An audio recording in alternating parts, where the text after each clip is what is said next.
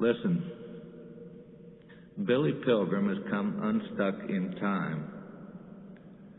Billy has gone to sleep, a senile widower, and awakened on his wedding day.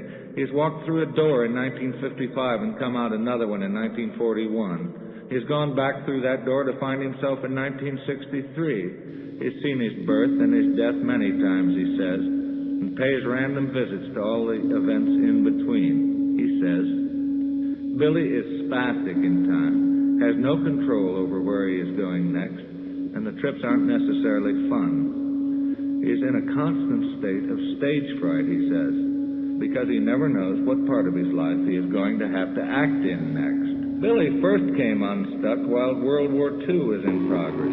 Billy was a chaplain's assistant in the war.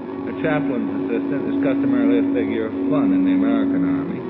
Billy was no exception. He was powerless to harm the enemy or to help his friends. In fact, he had no friends. He was a valet to a preacher, expected no promotions or medals, bore no arms, and had a meek faith in a loving Jesus, which most soldiers found putrid. One was an anti-tank gunner, whose name was Roland Weary. They were captured by old men and children in uniform. They were brought to a stone cottage at a fork in the road. It was a collecting point for prisoners of war. Billy and Roland Weary were taken inside, where it was warm and smoky. There was a fire sizzling and popping in the fireplace. The fuel was furniture. There were about 20 other Americans in there, sitting on the floor with their backs to the wall, staring into the flames, thinking whatever there was to think, which was zero. Nobody talked. Nobody had any good war stories to tell. Billy and Weary found places for themselves, and Billy went to sleep with his head on the shoulder of an unprotesting captain. The captain was a chaplain. He was a rabbi. He had been shot through the hand. Billy traveled in time, opened his eyes, found himself staring into the glass eyes of a jade-green mechanical owl.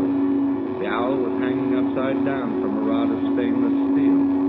The owl was Billy's optometer in his office in Ilium. An optometer is an instrument for measuring refractive errors in eyes in order that corrective lenses may be prescribed.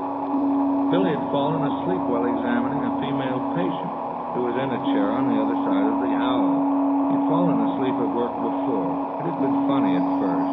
Now Billy was starting to get worried about his mind in general. He tried to remember how old he was. Couldn't. He tried to remember what year it was. He couldn't remember that either. Billy Pilgrim could not sleep on his daughter's wedding night.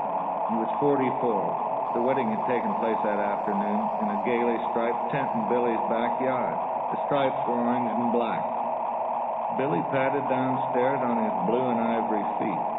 He went into the kitchen where the moonlight called his attention to a half bottle of champagne on the kitchen table, all that was left from the reception in the tent. Somebody had stoppered it again. Drink me, it seemed to say. Billy looked at the clock on the gas stove. He had an hour to kill before the saucer came. He went into the living room, swinging the bottle like a dinner bell, turned on the television.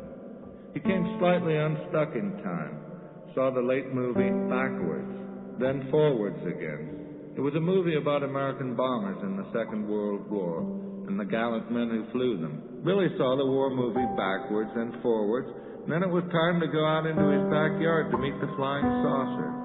Out he went, his blue and ivory feet crushing the wet salad of the lawn. He stopped, took a swig of the dead champagne. It was like 7-Up. He would not raise his eyes to the sky, though he knew there was a flying saucer from Tralfamadore up there. He would see it soon enough, inside and out, and he would see, too, where it came from soon enough. The Americans arrived in Dresden at 5 in the afternoon. The boxcar doors were opened, and the doorways framed the loveliest city that most of the Americans had ever seen. The skyline was intricate and voluptuous and enchanted and absurd.